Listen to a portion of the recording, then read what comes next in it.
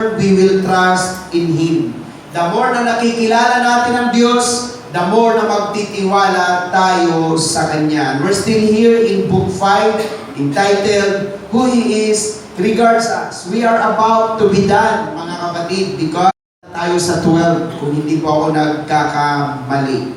Okay, again, it is entitled, Who He Is Regards Us.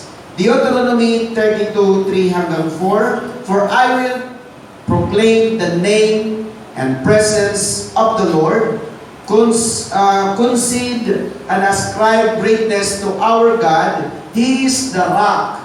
His work is perfect, for all His ways are law and justice, a God of faithfulness without breach or deviation, just and right is He. Makanyan po ang Diyos na sinasamba natin. At again, the more na nakikilala natin si Lord, sikapin natin na maging katulad sa Kanya.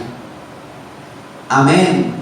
Hallelujah. Kung ang Diyos ay tapat, sikapin natin, mga kapatid, na maging tapat. Praise God. Kung ang Diyos ay mabuti, sikapin natin na tayo ay maging mabuti. Mga kapatid, let us review. Ang dami na po natin pinagtatatalakay. Hallelujah. Part 1, siyang Diyos na ating tagapamagitan. He is the God, our mediator in 1 Timothy 2:5. Part 2, siyang Diyos na ating tagapatnugot. He is the God, our leader in Psalms 31:3. Siyang Diyos na ating tagapagtanggol. He is the God, our advocate in 1 John 2:1. And part 4, siyang Diyos na ating tagapanalangin. He is the God, our intercessor in Romans 8:34. Part 5, siyang Diyos na ating tagapangalaga. He is the God, our pastor in Hebrews 13:20. And part 6, siyang Diyos na ating tagapagkaloob. He is the God, our provider in Genesis 22:14. And part 7, siyang Diyos na ating tagapag-ingat. He is the God, our protector in Isaiah 42:6. And part 8, siyang Diyos na ating tagapagpalaya. He is the God, our deliverer in Psalms 18:2. And part 9, siyang Diyos na ating tagapamahala. He is the God, our ruler in Revelation 19:6. And part 10, siyang Diyos na ating tagapagturo. He is the God, our teacher in Jude 1:4. And part 11, siyang Diyos na ating tagapagpayo. He is the God, our counselor in Isaiah 9:6. And that was last Sunday. Tatlong F po ang ating tinalakay last Sunday. The counsel of God is fantastic. The counsel of God is forever. And the counsel of God is firm. Tandaan po natin, ano man ang mangyari sa buhay natin, ang mananayo, ang mananaig, ay ang plano ng Diyos sa ating buhay. Hindi pinag-uusapan anong estado sa buhay na mayroon ka, anong sitwasyon sa buhay mayroon ka. Ang pinag-uusapan dito, ano ang plano ng Diyos sa iyong buhay, siyang mananaig sa atin. Amen? Pwede ba natin palakpakan ang Diyos? Hallelujah. Bago ang lahat, nagdideklara ho tayo ng mga mabubuti, mainam at magagandang bagay, mga kapatid. Sa Bible, tanda po ninyo ang ibig sabihin ng saray, ibig sabihin baog. Praise God. At Abraham, ibig sabihin siya po ay bantog o kilalang ama, nire-respetong ama. Ngayon mga kapatid, sabi ng Diyos, palitan ang pangalang Sarai into Sarah. Ang H kasi po sa Hebrew ay grace or hail. So, nadagdag sa Sarai ang H, kaya may grasya. Dinagdagan ang pangalan ng grasya, kaya naging Sarah. Ang ibig sabihin ng Sarah, mother of all nation. Si Abraham naman, ay dinagdagan ang kanyang pangalan ng H again, hail. In Hebrew word, sa which yan po ay grace. So, nagdagdagan ang pangalan ni Abraham ng grasya, naging Abraham, may H. Kaya nung mainugtong ang biyaya kay Sarah at saka kay Abraham, nagsimula ang pagpapala sa kanilang buhay. Kaya tingin kayo mga kapatid, una, ang ibig sabihin ng Sarah, baog. Sarai, baog. Tuwing tatawagin siya ni Abraham, Baog. Kasi Sarah, baog. Sarah, baog. Baog, ipagluto mo ako. Baog.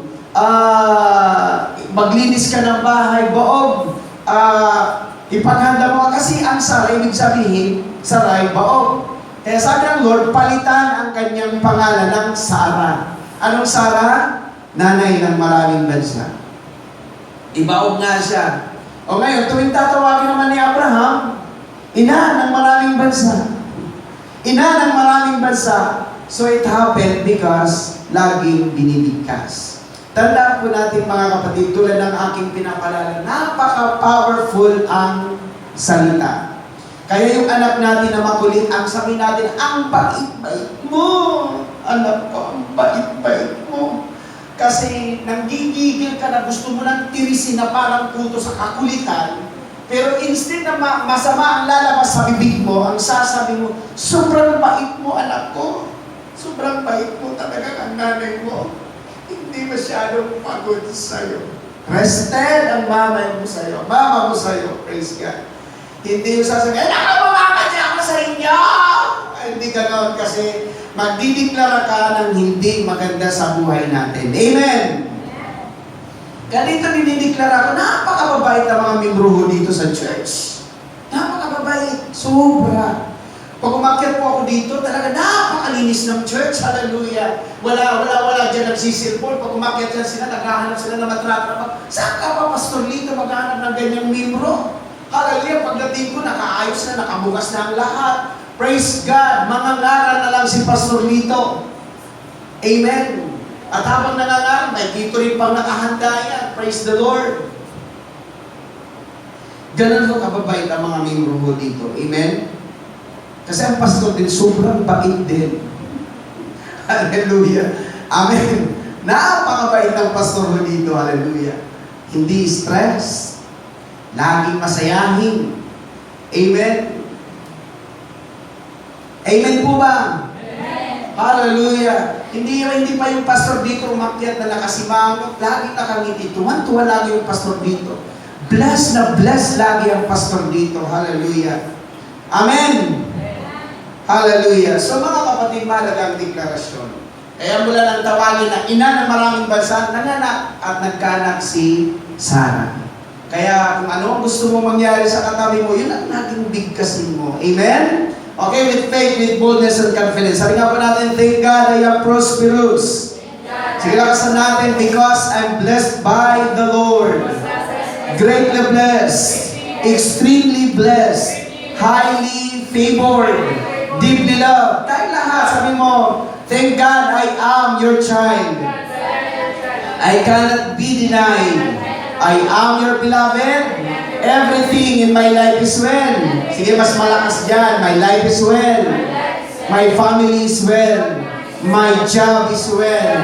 My business is well. At sabi mo, in the presence of God, nothing is missing. Nothing is broken. Sabi natin, all is well. Tandaan po ninyo, walang pinakamahina na lugar kundi sa piling ni Lord. Huwag yung sasabihin, mahirap maging Kristyano. Hindi yan totoo. Mahirap ang hindi Kristyano. Bakit? Kasi ikaw na Kristyano, kapag nakaranas ka ng problema, may Diyos na pili mong lapitan. Pero pag hindi ka mananampalataya, pag may problema ka, susuluhin mo yan. Tama? Praise God. So, advantageous pa rin ang pagiging Kristyano. I love to be Christian. Tama? Ewan sa saan, hirap na mag-born again ako. Hirap na mag-born again. Ayaw ko na mag-born again. Hindi, kahit hindi ka nag-born again, dadaan ka pa rin ng pagsubok. Aawayin ka pa rin ng asawa mo. Hindi pa rin kayo magkakaintindihan ng asawa mo. Akala nila pag anong mag-born again lang sila, doon naranasan ng problema. Hindi. Bago ka mag-born again, ang dami mo nang naging problema. Tama ba, church? Kaya lang ang-advantage, pag naging Kristyano tayo, may Diyos na kasama natin. And this morning, mga kapatid, we're now in part 12. O, di ba, 14 lang po yan, dalawa na lang. Mag-shift na po tayo. Ang atin naman pong aaralin, sino tayo sa ating Panginoon. Iisa-isay natin mga kapatid, kung sino ka para alam mo kung anong identity ka sa Panginoon. Kasi akala nila, pag sinasabing born again, anak ng Diyos, Kristiyano, para bang basta-basta ka lang. Hindi ka basta-basta. You're not ordinary person. Bakit? Kasi akala ng iba, kamusta ka? Ano mo? Ito, Kristiyano, born again, hindi po. Dapat ipagmaragol mo kasi sa Bible times, pag tinawag ka na Kristiyano, papatayin ka because ganun ka big deal ang pagiging Christian way back then. Ngayon, para bang wala nang thrill ang pagiging Christian. You must be proud that you are a Christian. Amen? Okay, pinamagatan po ito mga kapatid. Siya ang Diyos na ating tagapagpala. He is the God, our blessor. Basa tayo mga kapatid. Number 6:27. Gayon nila ilalagay ang aking pangalan sa mga anak ng Israel. Palitan nyo ang mga Israel.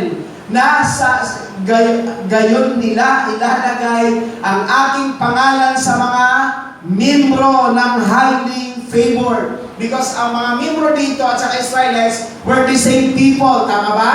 Pare-pares tayo mananampalataya. Anong nangyari? At aking pagpapalain sila. Are you here, church? Ako, kahapon, madalas naman ako nagkikikain ka na Sister Joy eh. Praise God. Kasi pagka nagtatampo si Michelle, kaila Joy ako. Pag nagtampo si Joy, kaila Michelle ako nakikikain. Dalawa lang nililipat-lipatan. Medyo nag-guts ako ng attention doon sa pintuan. Sabi niya, yung Joshua 1:8, sabi niya, if you are parang, pag humaharap ka rin ng mabigat na pagsubok o malaking pagsubok, may mas malaki or stronger, mas malakas yung mayroon sa'yo. So, nakasya ko nga naman na kapag humaharap tayo ng problema, there is someone stronger, praise God, than the one na kalaban mo. Amen? So, nakasako nga po naman nga, ako hindi ako malakas, pero ang Diyos nakakampi ko, malakas, kaysa doon sa problema. Ano man ang lakas ng problema na yan, mas malakas ang Diyos na nasa atin. Tama ba, church? Praise God. So again, maganda yung ang church, ang bahay natin. Lagyan natin ng mga verses. Lagyan natin ng mga pangalan. Praise God. Hallelujah. Bakit? Kasi sabi ng Bible, inilalagay ang aking pangalan at kapag nalagay ang pangalan, aking pagpapalain sila. Sa ating kaiba yung panampalataya, ang Iglesia ni Cristo, alam niyo po mga kapatid, nakalagay sa mga pintuan nila na sabi niya, I am proud yata, na parang may binabanggit silang salita na pinagmamalaki ko na ako ay Iglesia. Dapat tayo, ganun din, ipalagay natin yung mga pangalan ng Panginoon, praise God. Yung mga verses, nangungusap yan, mga kapatid, at the blessings of the Lord. Tingnan natin sa English. Sabi po sa English, in so doing, they will place my name on the people of Israel. I will confirm it by blessing them. Patunayan ng Lord na ang kanyang pangalan ay may taglay-taglay na pagpapala. Agree ba kayo, church? Hallelujah. Kahit sa mga motor natin, praise God. Maglagay tayo ng mga pangalan. Hallelujah. Maglagay tayo ng kahit ano. Praise God. Hallelujah. Actually, pag tinanggal niya yan, nandyan ang pangalan ng Panginoon ay Yahweh, mga kapatid. Okay, tingnan po natin. So, in other word, ang pangalan ng Lord may, sige next, Jesus is power in the name, ano yan? There is power. Bakit Jesus? There is power in the name of Jesus. There is redemption in the name of Jesus. There is healing or overflowing in the name of Jesus. There is healing in the name of Jesus. There is increase in the name of Jesus. There is blessing in the name of Jesus. There is inheritance in the name of Jesus. There is triumph in the name of Jesus. And there is everlasting life in the name of Jesus. And there is deliverance in the name of Jesus. Actually, mga kapatid, acronym yan ang prohibited. Yan ang ipinagbabawal ni Satanas na malaman mo. Agree kayo? Kasi sabi ko nga si Satanas, alam niyo po, pag may dumarating na blessing, umiiksi na. Umiiksi na siya, praise God. Bakit? Kasi hinahalangan niya ang blessing, kasi kilala niya ang Diyos. Bago siya bumagsak, kilala niya ang Diyos na pag sinabi ng Diyos, ginagawa niya. Tama? Kaya pag dumarating ang blessing, hahadlang siya. Iyan ang pinagpapawal malaman ni Satanas sa iyo. Kaya lang alam na natin na sa pangalan ni Jesus, may kapangyarihan. Gusto ko nga ang pangalan, there is power in the name. Di ba? Ang ganda ng kanta na yan. Very anointed. Hallelujah. Praise God. Kasi may kapangyarihan ang pangalan ni Jesus. Amen? Pag nadulas ka, huwag mo sabihin na, ay ano ng kabayo, o ano pa man ang naano, sabihin mo. Ang sabi mo, ay, hallelujah, ay Jesus. Praise God. Kung ano lumalabas sa bibig natin. Kaya there is power in the name of Jesus. Pag naitaas ang pangalan ni Jesus, humanda ka, patutunayan niya sa pagpapala. Amen? Palapakan natin siya. Praise God. Tingnan po natin. Sa Old Testament pa lang, mga Israelites, Deuteronomy 22, hindi ko na nilagyan ng English kasi mahaba. At ang lahat ng pagpapalang ito, lahat, sabi niya sa Israelites, darating sa iyo at aabot sa iyo. Yan ang maganda. Sabi ng Bible, dadandaanin ko.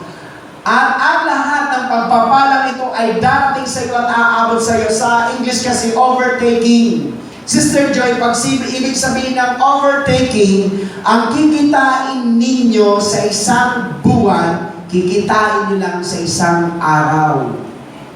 Ang kikitain nyo sa isang taon, kikitain nyo lang sa isang buwan. Overtaking, advance, blessing. Tama ba, church? Gusto nyo ba yung ganyan? Hallelujah. Ang iba bago magkaroon ng house in lot, kailan na 99 years old na, o hindi na mai-enjoy. Praise God. Pero ngayon, hindi sila aabot ng 99, magkakaroon na sila ng bahay. Kaya na yan ang regret ko eh. Sabi ko kay Lord, Lord, bakit meron mo lang akong pinagpala? Dapat sila tatay, sila nanay, naipasya ko man lamang sa SM, napakain ko man lamang na masasarap sa restaurant. Tama? Kaya sabi ko, habang buhay ang magulang nyo, pakainin nyo na. Kasi ayaw nyo sa hindi, mawawala din sila. Amen? Come together. Kaya sabi ng Bible, overtake. Kung iyong didinggin, may condition, kung iyong didinggin ang tinig ng Panginoon mong Diyos, magiging mapalad ka siyang yan. Pakinggan nyo ha. Magiging mapalad ka sa bayan. Sino bang nasa bayan? Magiging mapalad ka sa parang. Si Lord walang pinipiling lugar. Nasa parang ka man, nasa bayan ka man, kaya kay bless. Okay, tingnan pa po natin. Okay, next verse. Magiging mapalad ang bunga ng iyong katawan. Ano ba yung bunga ng katawan? Hindi pawis ha? Mga bungang araw, hindi. Ang bunga ng katawan ay yung pinagpaguran. At magiging mapalad ang bunga ng iyong lupa, yung mga nagtatanim. At magiging mapalad ang bunga ng iyong mga hayop. Praise God. Ang karagdagan sa iyong bakahan at mga anak ng iyong kawan. Verse 5. Magiging mapalad ang iyong buslo. Sino may mga wallet? Napag-aralan ko, sabi ni Pastor Noel, kung magwawalit kayo, huwag yung maliit, lakihan nyo na. Hallelujah. Tama ba? Praise God. Lakihan nyo na yung kakasya yung 1,000,000. Praise the Lord. Hallelujah. Kasi kung magbibigay si Lord, ano lang ang kasya? Magiging mapalad ang iyong buslo at magiging mapalad ang iyong palayok. Hallelujah. Laging may masarap na ulam na niluluto. Amen. Kaya Sister Joy, huwag kayo magluluto naman pag ng masarap kasi nangangamoy dyan sa hagdan yung lahat ng bumababa. Praise na gugut. Kahapon pagbaba namin, amoy na amoy namin yung sisig. Praise the Lord. Nag-aantay sila kung ano, hindi na, kaya paalam na lang sila umuwi. Praise the Lord. Hallelujah. magiging mapalala na yung parang, ang sarap ng kaldero na hindi nawawalan ng niluluto. Sarap doon, mga kapatid. Magiging mapalad ka sa iyong pagpasok at magiging mapalad ka sa iyong paglabasan yan. Sa pinto, hindi. Bansa yan. Praise God. Ang iba, gagawin na lang kubaw. Kita niyo po, mark my word. Hallelujah. Diyan na, Sister Joy, kakarating yan sa ibang bansa. Hindi po accident, diba? Nakunik kay si Mika. Kasi may plano si Lord na makarating sila sa ibang bansa. Amen. Natandaan niyo po ba yung pamilya ni Joseph? Nung mapunta sa Egypt, pinapunta ka niya ang buong pamilya sa Egypt. Praise God. Alam mo, pupunta si Mika sa Amerika at hindi dadalhin itong mga magulang niya bago man lamang umuwi si Brother Roque after 50 years. After 50 years, ano ba naman ang buhay ni Brother Roque? Ano ang iksian? After 50 years, praise God, makakarating muna, ma-enjoy muna nila ang trip around the world. Tama? Eh si Mika, gawin niya lang, kasindero yan, baluwangan ko panimit sa ibang bansa. O kasino lang naman, bigyan ng lote, praise God. Ako ang gagawin nila, gusto dito, punta dito sa amin. Pagpunta ko doon, pag-uwi ko, dali mong dolyar, hallelujah, di ba? Pinagpala sila, hindi ako pagpalain, praise God. At sabi niya, igagawad, sa verse 8, igagawad sa iyo ng Panginoon ang kanyang pagpapala sa iyong mga kamalig, hallelujah, at sa lahat ng papatungan ng iyong kamay. At pagpapalain ka niya sa lupain na ibinibigay ko sa iyo ng Panginoon mong Diyos. Sa English, maganda, sabi niya, the Lord shall command the blessing. Grabe pala. Inuutusan ng Lord ang blessing. The Lord shall command the blessing upon you in your storehouse and in all that you undertake, lahat ng hinahawakan mo, and He will bless you in the land which the Lord your God gives you. Ano man ang hawakan mo, praise God, pagpapalain ng Panginoon. Maliit man ang negosyo yan, pagpapalain yan ng Panginoon. Tama? Praise God. Lahat naman nagsimula sa maliit. Kaya yung karawas ni Sister Joy dyan, alam matutulog ka. Alam, pag may customer, maingay eh. May nagkakarawas. Sabi ko, minsan sumisilip ako eh. Gusto ko kompetensyahin eh. Gusto kong lumpahan dito sa harap at paglagay din naman ng karawas. Praise God. Kompetensya, no? Pero alam niyo, natutuwa ako kasi talagang may blessing. May blessing. Nagsimula sila sa vending machine lang. Pagdating ng panahon, hindi mo alam. Praise God, ang plano ng Diyos, baka isa sila na may-ari ng karwas sa Angeles na malaki. Hindi malayo, mga kapatid. Bakit? Kasi lahat ng hawakan, pagpapalain. Huwag niyong pipilosopuhin. Praise God. Amen? Amen? Okay, next. Tingnan niyo po, kinonfirm sa Psalms. Gaya ng hamog sa Hermon na tumutulo sa mga bundok ng Sion, sapagkat doon pinarating ng Panginoon ang pagpapala sa mga tuwid bagay, ang buhay na magpakailanpaman. Maganda sa English, tingnan mo, nandun ang commanded blessing. It is like the dew of lofty Mount Hermon and dew that comes on the hills of Zion, for there the Lord has commanded the blessing, even like forevermore, upon the high and the lowly. Ikaw man ay mababa, ikaw man mataas, kayang pagsugo ang Diyos ng pagpapala. Sabi mo, I like that. Hallelujah. Kaya kausapin mo si Lord, Lord, isuguin mo naman ang blessing mo sa akin para pagpalain tayo. Amen? Kaya pag nagbubukas kayo ng pinto, hallelujah, praise God, sabi mo, pagpapala, pasok. Amen? Hindi puro utang ang pumapasok. Hallelujah. Pagka marami kang utang, hindi ka nag-i-stay sa bahay. Bakit? Maya-maya kakatok, kinakabahan ka, baka maniningil na yan, mga kapatid. Okay, praise God. 5 bagay ang ating aaralin. Sino po ang nakakaranas ng blessing?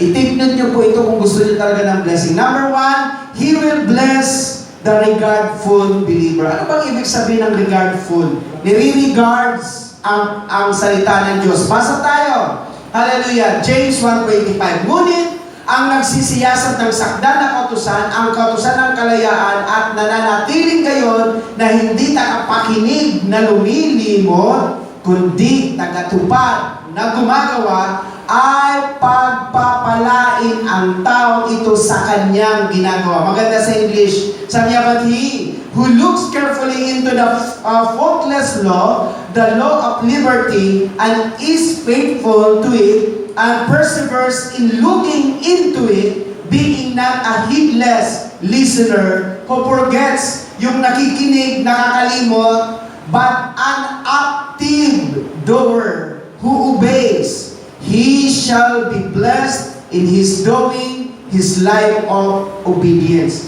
Sino daw ang i-bless? Yung nakikinig ng salita ng Diyos, yung ginagawa ang salita ng Diyos. Amen? Amen po ba? Sino gusto ng blessing? Gawin nyo ang word ni Lord. Pakinggan nyo ang word ni Lord. Kasi sabi ng Bible, those who listen, those who are active doer, ay pagpapalain ng Panginoon. Amen? Okay, pangalawa. Sino pa? He will bless the righteous believer. Agree ba kayo na pinagpapala ng Lord ang mga matuwid? O, basa tayo. Sabi niya, Psalms 5:12, sapagkat iyong pagpapalain ang mga matuwid. O Panginoon, lilibirin mo siya ng paglingap na gaya ng isang kalasag. Papaikutan ng blessing. English, for you, Lord, will bless the uncompromisingly righteous, him who is upright and in right standing with you, as with a shield. You will surround him with a good will, pleasure, ay grabe, favor. Paikutan ka ng pagpapala ng Lord. Sino daw ang i-bless ulit ni Lord? Yung mga matuwid. Amen? Alala ko natin may kanta, medyo mahirap lang sundan. Yung Romans 16:19 says, be excellent of what is good, be innocent of evil. Be excellent of what is good, be innocent of evil. Mahirap, parang mahirap siya. Praise God. Ang ibig sabihin, be excellent of what is good, innocent of evil. Pag halimbawa, pumunta yung magwe-wedding kay Sister Joy. Sister Joy, taya ka na. Sabi ni Sister Joy, sorry, hindi ako tumataya ng wedding. Nagluluto ako. Praise God. Parehas din pala. Hallelujah. Nagkakaintindihan tayo. Inosente ka na sa masama. Excellent ka sa mabuti. Tama? Nagkakaintindihan tayo. Pag sinabi ako, pare, shot! Ay, sorry, hindi na po ako nag-shot ngayon. Born again na. Wow, righteous. Praise the Lord. Amen. Tapos pagdating kay shot, sabi ng girl, pwede mo ba ako maging third party? Wow, praise God. Payag naman ako kahit pangatlo lang ako sa puso mo. Sasabi ni siya, sorry, stick to one ako. Wow, napaka-righteous naman ang mga member dito. Hallelujah. Nagtatakip na si Christian, sabi niya, susunod na naman ako. Hallelujah. Praise God. Praise the Lord. Are you in church? Maliwanag naman ang Bible na pinagpapala ng Lord ang matuwid. Kaya if you want to be blessed, be righteous. Tama? Sabi na, righteous. Alam mo naman ang tama at saka mali. Praise God. Hallelujah. At pangatlo, praise God, He will bless the reverential believer. Reverential meaning yung sumasamba. Sige, basa tayo. Kanyang pagpapalain ang nangatatakot sa Panginoon. Kaya hindi nagsisimba, natatakot. Hindi nanalangin, natatakot. Hindi nagbabasa ng Bible, natatakot sa Panginoon. Ang mababa ay gayon din ang mataas. Church, yung natatakot dyan, hindi yung natatakot ka kay Lord. Tingnan natin sa English, ha? He will bless those who reverently and worshipfully fear the Lord, both small and great. Kaya kanina, alam niyo po, kailan ba tayo nag-praise and worship noon na nag-take two tayo, Sister Joy? Naku, di nag-edit ako kagabi ng isang video. Yun ako na-edit. Ang layo ng worship. Praise the Lord. Alam niyo yung mga nagigitara, nagpakatalikod na sila kasi alam din nila na ang gitara nasa kanluran. Ang umaawit nasa silangan. Hallelujah. Yung katapatan yata yun. Katapatan mo, O Diyos, doon ay ang dakila. Lalo na nung mag-shift, Panginoon ako. Hallelujah. Kung may mga kalapati, nagliparan. Sabi ko, nag-iisip ako kanina, ano kaya i-upload ko kaya? Baka ulanin kami ng basher, praise God. Naandun pa naman si Sister Joy. Naandun si Jaja. Praise God. Sabi ko, praise God. Hallelujah. Sabi ko, unang pinost ko, picture na lang, ni-screenshot ko. Yung pala, nag-repeat kami sa praise. Nag-ulit ng praise. Ang praise na nang mag-repeat, medyo okay na. Pero ang worship talaga hindi okay. Kaya praise na lang ang nilagay ko doon. Nagkakaintindihan tayo. Pero gayon pa man, sa Diyos tanggap na tanggap yung dalawa dito, si Christian at saka si Miguel, nakatalikod sila. Hiyang-hiya sila sa pinaggagawa nila, praise the Lord. Hallelujah. Kasi nag-practice sila. Ako naman nahiya ako makialam kasi siyempre wala ako sa practice. Nahiya ko sila, hallelujah. Pag wala pala si pastor, grabe Kasi yan ang problema sa mga Bisaya. Naging A. Praise God. Talagang pati yung worship, bumibirit sila. Hallelujah. Praise God. Hirap na hirap sila. Kaya nang pinapanood ko kagabi, hindi ko alam kung baka pag i-post ko yun, nasasabihin, sino bang pastor ng mga ito? Praise the Lord. I'm your church, but I'm pointing out, ano man ang way ng pagsamba mo, wala ka man sa tuno, wala ka man sa chimpo, basta sumasamba ka, pagpapalain ka ni Lord. Amen. Palapahan natin siya. Hallelujah! Kaya si Archie nakikiusap ako, huwag siyang lalapit sa camera kasi pag kumakanta siya, naririnig eh. Dinig na dinig. Hindi siya pumipiyo. Soprano siya. Praise the Lord. Nagpapart siya. Minsan tumatayo siya dyan sa malapit sa camera. Ewan ko, may mga upload ako na kahit may mga microphone na nangingibabaw yung kay Archie. Kako, sino ba ito? Si Archie. Si Archie siya. Praise God. Ang nakita ko lang kay Archie, kahit wala siya sa tono, Michelle, pilit siyang sumasamba sa Panginoon. Yung kanyang tinatagong talento umawit, itago niya na. Praise God. Kasi baka praise God. Kasi minsan, pagka tinanong mo yan si Archie, oy, wag ka, malakas ang loob niya, nag-a-upload niya na nag-gigitara siya at kumakanta siya. Praise God. Mababait na yung kanyang friend, Sister Jane, imbes na i-bash siya, hindi na lang nag-heart, pinapash na lang. Si Archie. Hallelujah. Pass na lang. Praise God. Pero, alam mo mga kapatid, basta sumasamba ka kay Lord, may blessing. Sino sumamba kanina? Ang ganda ng awit, di ba? Pagka maawit tayo, pagpapalain tayo ng Panginoon. Okay, pang-apat. I will bless the respectful believer. Yung magalang. Basa tayo ha. Genesis 12:3. Makinig kayo, church. At pagpapalain ko, sabi ng Panginoon, ang magpapala sa iyo. Sino ang kausap niya dyan? Abraham. Sino si Abraham? Si Abraham ay pagpapalain ko ang magpapala sa iyo at susumpain ko ang susumpa sa iyo at pagpapalain sa iyo ang lahat ng angkan sa lupa. Sabi sa English, and I will bless those who bless you, Abraham, who confer prosperity or happiness upon you, and curse him who curses or uses insolent language or insolent language toward you. In you will all the families and kindred of the earth be blessed, and by you they will bless themselves. So ang sabi ng Bible, parang ganito lang, ang gumalang sa iyo, Abraham, i-bless ko. Ang hindi gumalang sa iyo, hindi ko pagpapalain. Alam niyo po ang pastor, sabi nga nila, Pastor, paano yung pastor namin kung ganito, ganyan? Regardless, kaya tingin kayo, mga anak din, ang mga anak na marunong gumalang, pinagpapala ng Panginoon. Amen. Regardless kung sino ang papa mo, kung sino ang mama mo, masama man sila, irresponsible man sila, kailangan silang respect.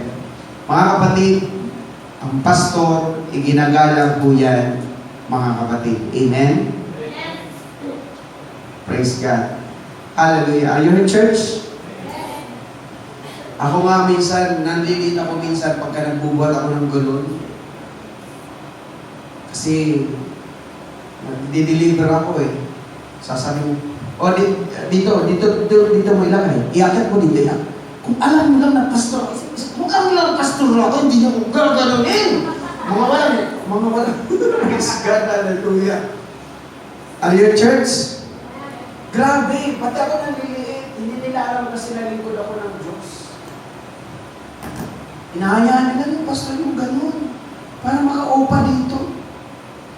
Nagtutubig. Buwan-buwan ko lalo na doon. Hirap ako. Tapos pagdating kay Sister Joy, magpipintuan kami. Alam mo, pastor dito, isip mo na lang na kaya mo, pero tanda ka, hindi mo na kaya. Praise God. Talagang pag umuwi ako sa bahay, bagsak ang katawan ko. Mga kapatid, ang bigat ng dalawang galon. Baka hindi ko alam.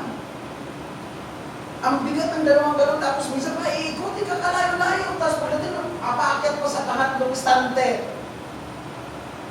Tapos wala man lamang tip.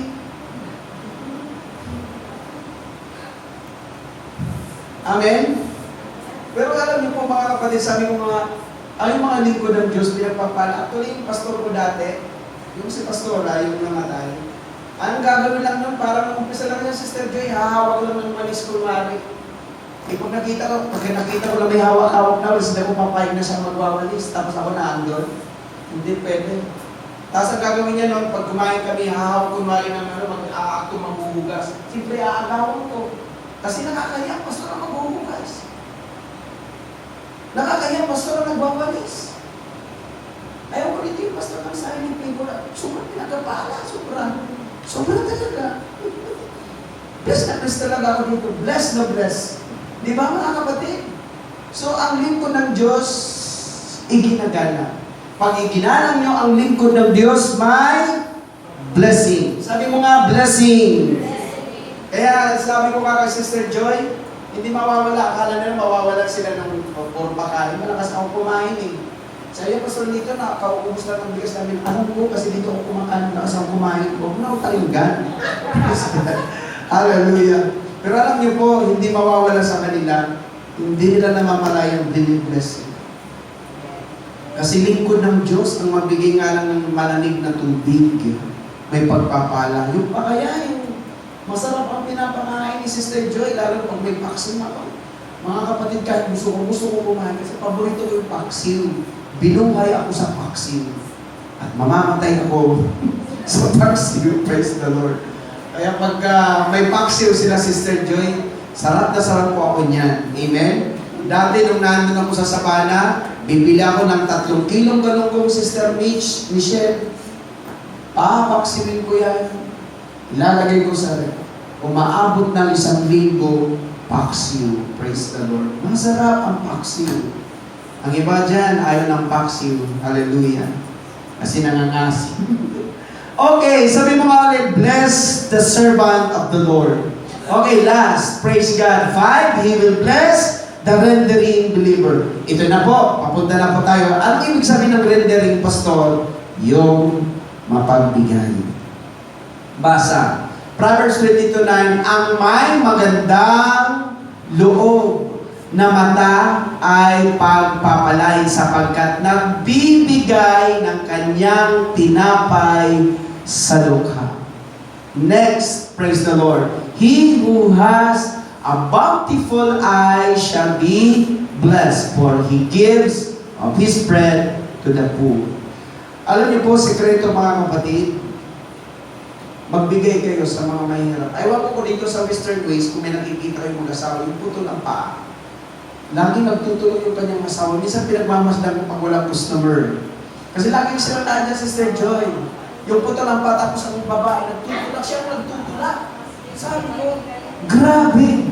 Sabi ko, kita mo itong asawa na ito, putol ang paa, siya pang itinutulak, pero hindi maiwan-iwan ng babae. Ano mayroon ng babae itong pag-ibig dyan sa lalaki, tama?